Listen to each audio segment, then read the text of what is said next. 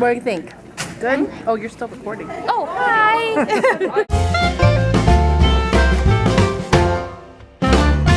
Look who I ran into in the hallways! Disney in Ohio! Where's Katie? Katie had to work yesterday, so she couldn't make the road trip, so yeah. I'm sending her updates as I trade and buy. Hi, Katie. I will pass it You along. look amazing. Yes. Thank you. Just Incredible. I did the walk of shame down the lobby. Oh no! I met some wedding guests in the elevator. Did you? That was pretty awkward, but That's amazing. all right. It's good to see some familiar faces. Yeah. I think that just go ahead and hand you the prize now. Thank you. That's pretty good. Yeah. Now I'm gonna go to a panel and block some viewers with There my we big go. hat. Bye. We all felt, as far as I knew, any time that you said you might be over to Disney interviewing, any time you said that you had one small little job over at Disney, it was the most exciting thing that you can imagine. We had all been to the big, huge studios like Warner Brothers and MGM, where you are a nothing, and we just knew that it had to be different at Disney. And it was the next morning when I drove over. And the most exciting part is the man found my name on his clipboard. And this nice man came along and he looked at me, he says, "You look lost." And I said, "I was supposed to go see Mark Davis." And a man named Mark Davis, and he said, "Oh, I'll show you." And he stopped what he was doing and walked me up to the 3rd floor to Mark Davis's office. And that's the first time I found out that Mark spelled his first name with a C. And it was just so polite, so happy, so delightful. And the trees and the light, I thought I died and gone to heaven. And so they told me then that what they wanted, the first scene that they were going to do was stepping on the big mirror that was on Wendy's dresser. You remember that she flies down as she lands and she looks, well, I played Tinkerbell as if she were 11 years old and she had never ever seen a mirror before. Next time you watch the movie, think about me doing it that way because that's what they captured. It was like, oh, that's neat. And then, because I thought that why would they have a mirror on Neverland? You know, this is the first time that she saw it. And then, of course, and I march off because my hips are too big. But the interesting part, as life has gone on, they keep putting on that she's preening herself, that she's showing that, oh, she's the best thing. It's amazing how culture changed. So either then or later, I can't remember, I got the call that said, "Would it be convenient for you to come to work next Tuesday?" Some of the nicest words that I have ever heard, because there is a motto that says, "I think, therefore I am, but I am an actor, and if I get a call, I am." Peter Pan changed the whole direction of the career of my life because I was called up by Mark Davis, who said, "Would you like to do the voice of one of the mermaids?"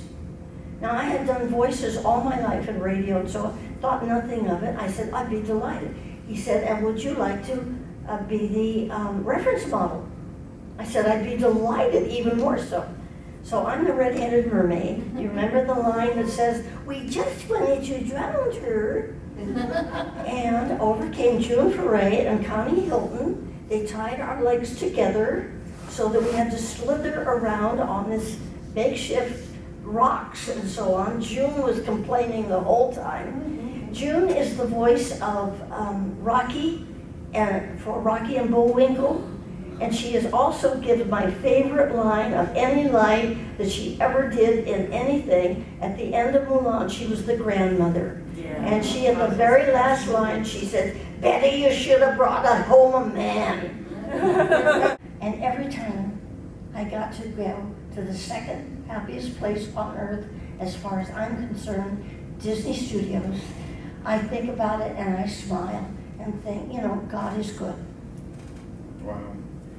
And, you know, what kind of intrigues me, in fact, you were talking about doing something related to social media, and it occurs to me, they're getting that Reese Witherspoon live-action Tinkerbell movie up out of the ground. Yeah, what happened?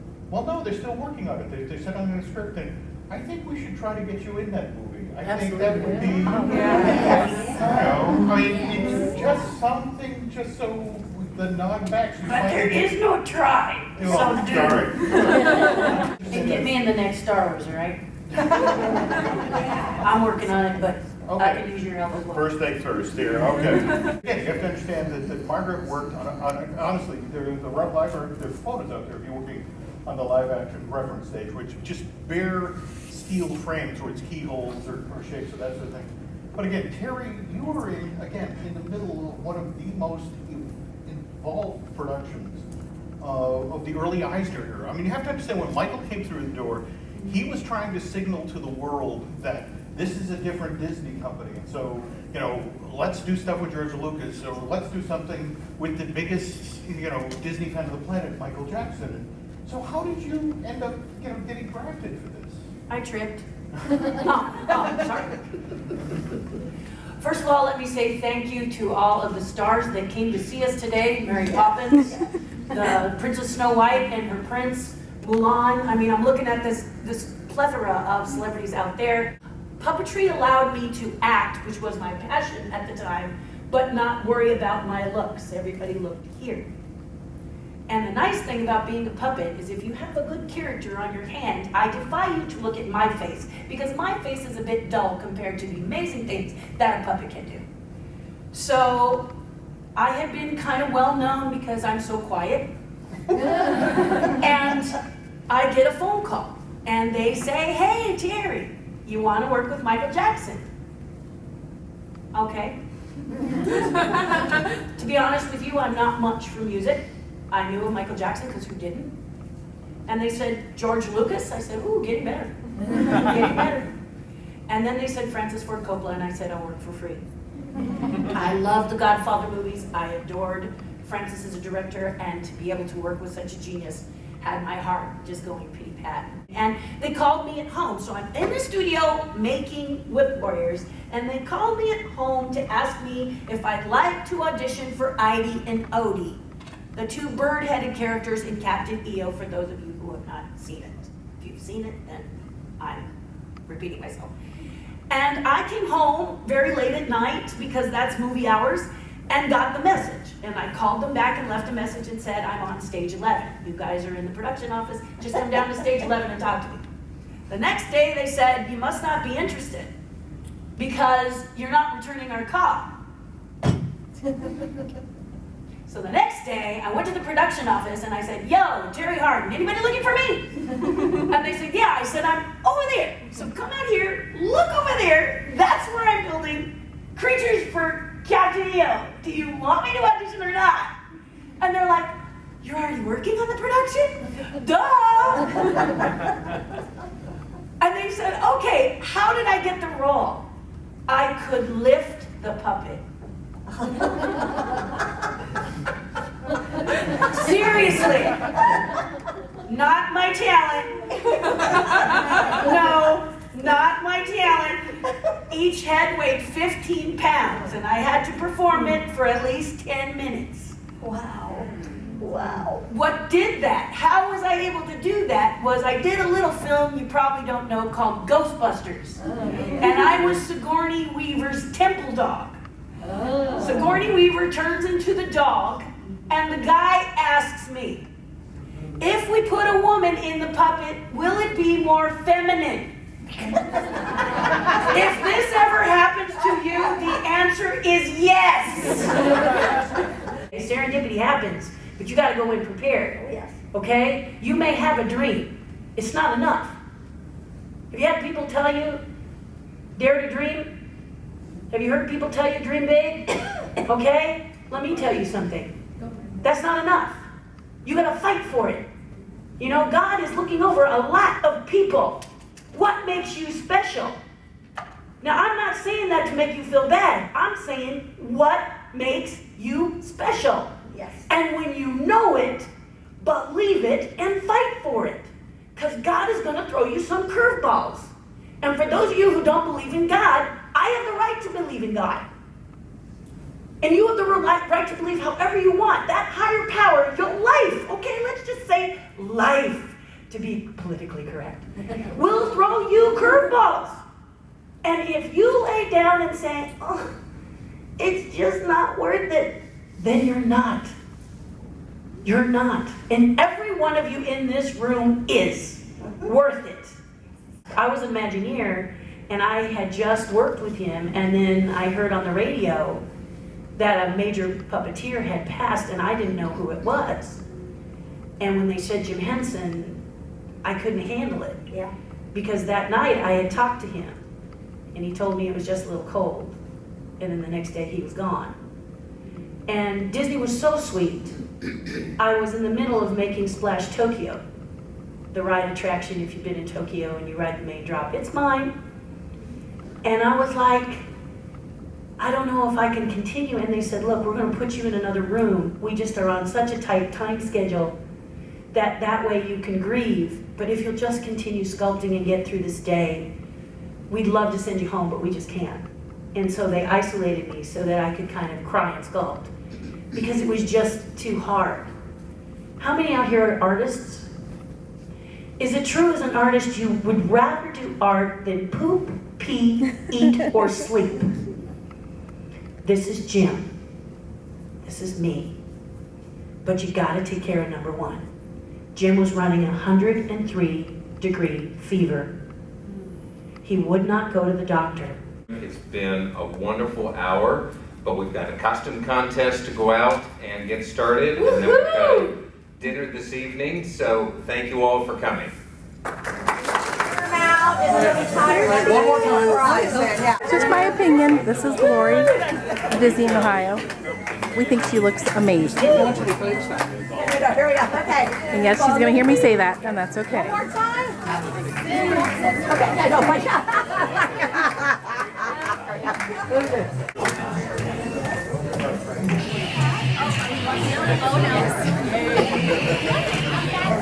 Oh, we're going out. Yes.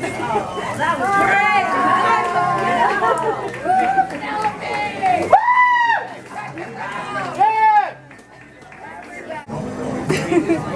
Everybody strike a pose and smile. Okay, there we go. Strike a pose. I'm gonna take somebody else's picture. I'm gonna steal somebody else's picture. Okay, because that's what I do. Although some of you guys okay. We're gonna start here with Mary Poppins, and we want your name, and we want to know where you're from. Okay. My name is Cheryl. I'm from near Toronto, Ontario. Yay! Woo! You guys are amazing, so big applause.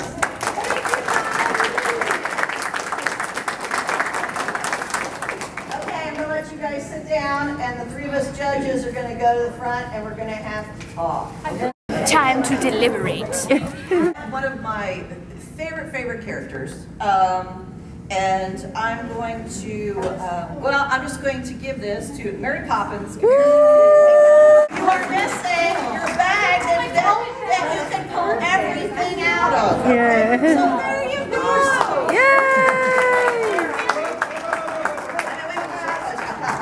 She just wants to hit and run. See you fly back to your seat.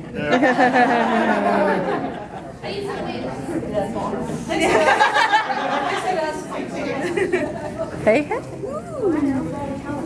Awesome. Carry all the stuff that I just got There you today. go. Okay. Jim, stand up and announce who your first prize goes to. Well, my first prize goes to get the sweetest couple here today. Ralph and Penelope. We have a $50 Disney store card. Welcome, my lady. I love it. And would you like to announce your first prize, please, sir? Yeah, one of the most charming people, and Snow White. Yes. If you'll step forward, please. Aww. And there you are. And they get a $50 Disney gift card. Yay! Okay, slacker dude, come down here. Oh, I gotta be you for this? No. Okay, like I'm a total dorky boy. Okay. Oh, I could so mess you up. Okay, so here, I'm going to give you an empty bag. But it's from Tokyo Disney. There you go, slacker dude.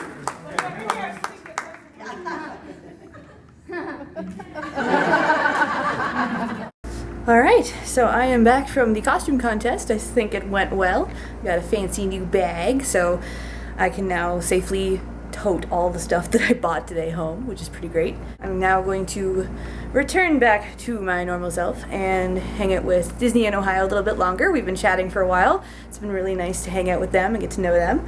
And then hopefully I can find Chick-fil-A.